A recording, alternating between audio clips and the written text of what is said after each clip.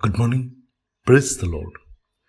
Blessing for nation મિનિસ્ટ્રીથી હું આપનો ભાઈ સામ ક્રિશ્ચન.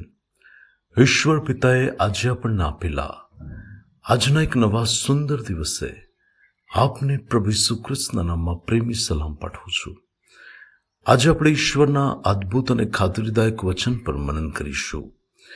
પ્રેરિતોના કૃત્યોનું પુસ્તક તેનો 18મો અધ્યાય અને તેની 10મી કલમ. ત્યાં પ્રભુનું વચન કહે છે, કેમ કે હું તારી સાથે છું અને કોઈ પણ માણસ તારા પર હુમલો કરીને તને ઈજા કરશે નહીં, કારણ કે આ શહેરમાં મારા ઘણા લોકો છે.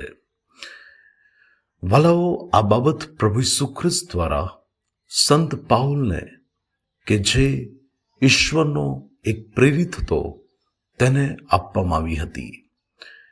પાઉલને પ્રભુ અલગ અલગ જગ્યાઓ પર સાક્ષીને માટે લઈ જતા હતા કે તે તેના જીવનમાં પ્રભુએ જે કાર્ય કર્યું છે અને સાથે તે સુવાર્તા પ્રગટ કરીને લોકોના જીવનોને તે પ્રભુની પાસે લાવે, એવું એક મહાન તેડું પ્રાપ્ત કરીને જ્યારે તે અલગ અલગ સ્થાનોમાં મુસાફરી કરતો હતો, ત્યારે એક સ્થાન કે જ્યાં પ્રભુ તેને લઈ ગયા, ત્યાં પ્રભુએ તેને કહ્યું કે હું તારી સાથે છું અને કોઈ પણ માણસ તારા પર હુમલો કરીને તને ઈજા કરશે નહીં, કારણ કે આ શહેરમાં મારા ઘણા લોકો છે.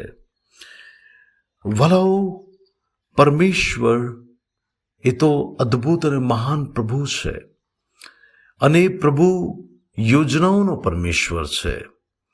એ પરમેશ્વર એની અદ્ભુત યોજનાની અંદર જ્યારે કોઈ વ્યક્તિને ચલાવે છે, ત્યારે એ યોજનાની અંદર પ્રભુ સર્વ બાબતોમાં તે વ્યક્તિની કાળજી લે છે. ઘણા વર્ષો પહેલાં મેં એક જીવન સાક્ષી સાંભળી હતી કે એક વ્યક્તિને પ્રભુ દર્શન આપીને કહે છે કે તો આ બધું છોડીને ચીન દેશની અંદર મારી સેવા કરવાને માટે જા અને સુવાર્તા પ્રગટ કર. ત્યારે એ વ્યક્તિની પાસે એવી કોઈ નાણાંની સગવડ કે લોકોનો એવો કોઈ સપોર્ટ નથી, પરંતુ એની પાસે ફક્ત અને ફક્ત પ્રભુ તરફથી મળેલું જે તેડું અને એની પાસે એ દર્શન છે ચીન જવા માટેનું.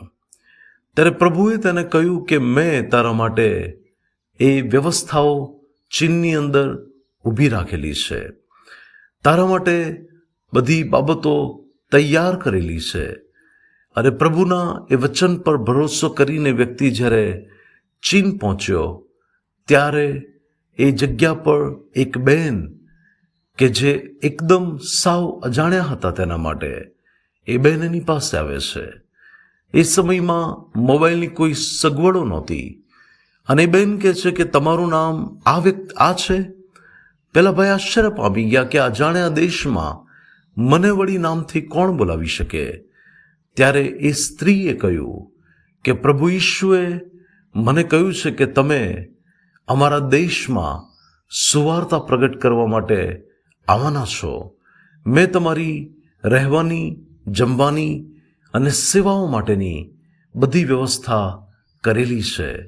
અને ભલાઓ, પ્રભુના એ સેવક માટે એ બધી વ્યવસ્થાઓ ત્યાં થઈ અને તેમણે ચીન દેશમાં એક અસરકારક સારી સેવા કરી.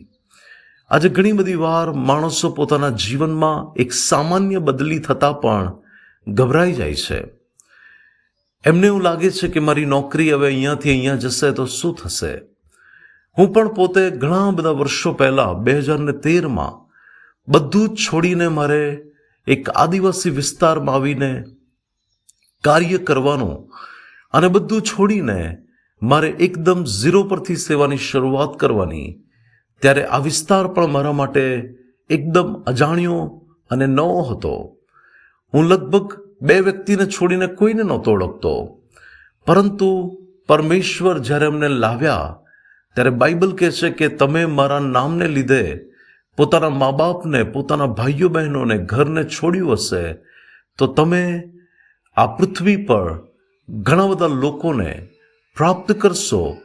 એટલે કે એવા પૃથ્વી પરના સંબંધો કે જ્યાં તમે પ્રભુમાં પ્રેમ કરનાર લોકોને મેળવી શકશો, એવા ઘણા માતા પિતા, એવા ઘણા બધા ભાઈઓ બહેનો, એવા ઘણા બધા મિત્રો, એવા ઘરો, અને ભલાઓ બાઇબલ કહેશે કે તેઓ આવનાર કાળમાં 100 ગણું પ્રાપ્ત કરશે.